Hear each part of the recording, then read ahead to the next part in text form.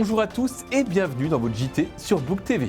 À la une de cette édition du lundi 6 mars 2023, la station de potabilisation qui dévoile ses entrailles pour la première fois à une caméra, et c'est la nôtre. Nous ferons un point sur la grève dans les 4 groupes scolaires bouquins. La première table ronde pour soutenir l'économie locale qui s'est déroulée aux Terres Blanches. La signature de la convention territoriale globale entre la CAF des Bouches-du-Rhône et les 3 communes qui composent le SIGV. Et puis vous trouverez le programme de la semaine allemande organisé par le comité de jumelage, sans oublier bien sûr la météo qui suivra ce JT. Pour la première fois, la station de potabilisation située vers l'école des Pins nous a ouvert ses portes. Construite par la municipalité de Richard Mallier lors du précédent mandat, le bâtiment est désormais métropolitain car la compétence de l'alimentation en eau est passée à la métropole. C'est cette station qui alimente Bouc-Bel-Air en eau potable. Lieu très surveillé car très sensible, elle fonctionne 24 heures sur 24. Allons à la découverte de ce lieu stratégique.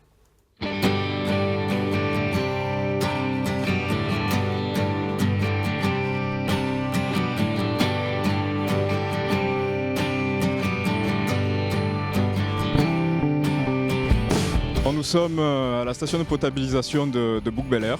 Donc c'est ici que va être traitée l'eau brute livrée par le canal de Provence pour la rendre potable pour tous les habitants de la commune de Bouc-Bel-Air.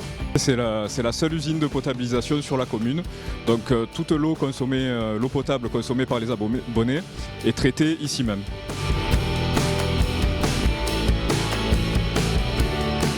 On a notre eau brute. Donc c'est-à-dire l'eau fournie par le canal de Provence, donc qui n'est pas potable, qui va entrer dans la station par cette conduite-là. Il va y avoir une injection de ce qu'on appelle du chlorure ferrique. Donc le chlorure ferrique, en fait, c'est un produit qui va être injecté en quantité infime, mais qui va permettre aux particules en suspension dans l'eau de s'agglomérer, et ainsi elles vont s'alourdir et être piégées plus facilement dans notre filtre à sable.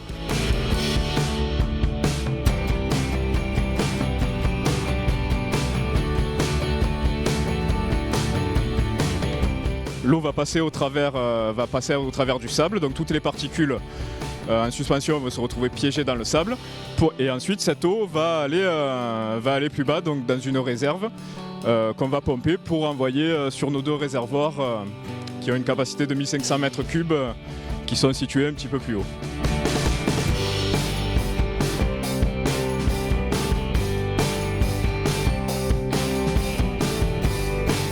Alors là, nous sommes à l'accès à l'eau des 2 réserves de 1500 mètres cubes qui contiennent l'eau qui va alimenter toute la commune de Bouc-Bel-Air.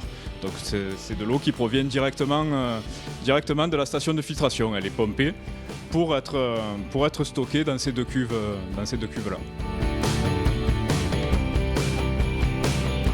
Là, nous sommes donc sur un équipement qui est sous maîtrise d'ouvrage métropolitaine, donc la métropole Aix-Marseille-Provence.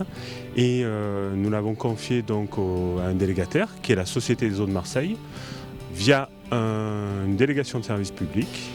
Donc c'est un contrat qui dure pour un certain nombre d'années, donc du 1er janvier 2018 jusqu'au 31 décembre 2029.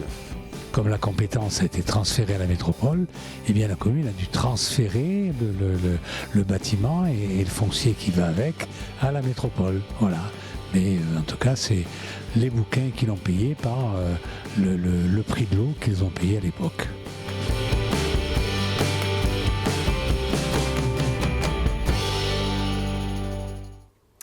Demain, mardi, il y aura de nouveau un mouvement de grève dans les 4 groupes scolaires de Bouc-Bel-Air. Il n'y aura pas de transport scolaire ni de cantine pour toutes les écoles. Un pique-nique devrait être fourni par les parents. Les enfants mangeront dans les réfectoires sous la surveillance des encadrants.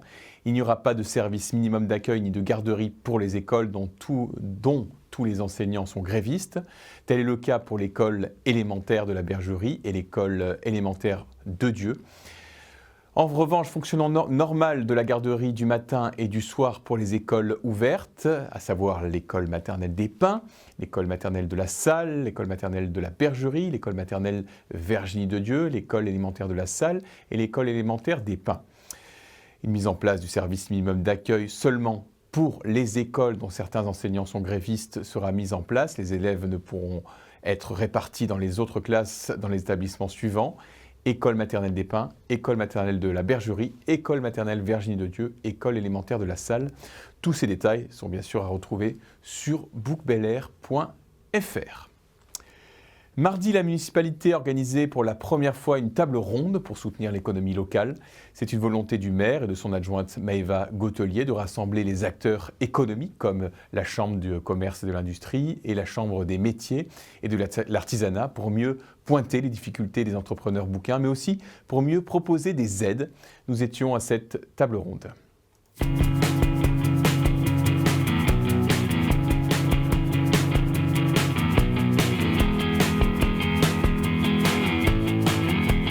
Monsieur le maire a eu très à cœur d'organiser cette table ronde ce soir en faveur de l'économie locale avec des intervenants de qualité pour pouvoir éclaircir les entrepreneurs, répondre à leurs questions sur la hausse du prix de l'énergie qui est l'une de leurs préoccupations principales.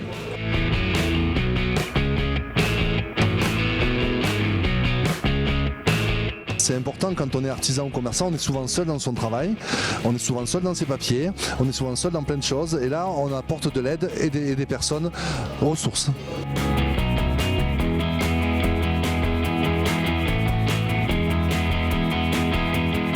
La mairie, ce n'est pas sa compétence première, mais c'est quand même la vie de ses citoyens, la vie de ses entreprises. Et donc une mairie fasse le pas que vous avez fait aujourd'hui. Sincèrement, bravo, félicitations, parce que ça doit montrer l'exemple aux autres, vraiment.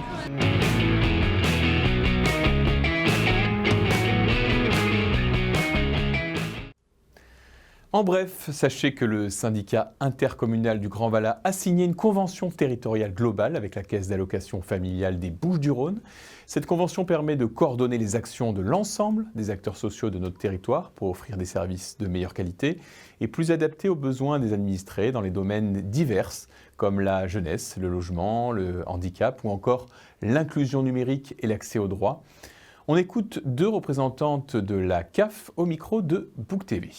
La Convention territoriale globale de services aux familles, c'est un contrat partenarial entre la CAF et les collectivités territoriales qui permet de développer et préserver les services aux familles et de développer l'innovation au plus près donc des besoins des habitants d'un territoire. C'est rendre plus efficient, bien s'articuler. Cabriès étant revenu sur le SIGV depuis l'année dernière, l'idée d'amener une cohérence d'action sur les 3 communes pour pas forcément dupliquer les actions, mais vraiment les rendre efficientes. Pour célébrer le jumelage avec la ville allemande de Feldafing, le comité de jumelage de Bookbellair organise du 14 au 19 mars prochain une semaine allemande afin de mieux faire connaître au bouquin la culture de nos cousins d'Outre-Rhin. Robert Garcin, le président du comité de jumelage, nous donne le programme. Nous avons mis en place cette année une semaine allemande au château, il y aura une très très belle exposition sur la ville de Feldafing et surtout sur la Bavière, avec les fameux châteaux du roi Louis II de Bavière, les beaux lacs, etc. Et puis nous aurons aussi une présentation de produits allemands qui seront vendus d'ailleurs au château directement. Le mercredi, nous avons le soir une séance de cinéma allemand avec un très beau film qui s'appelle Goodbye Lénine.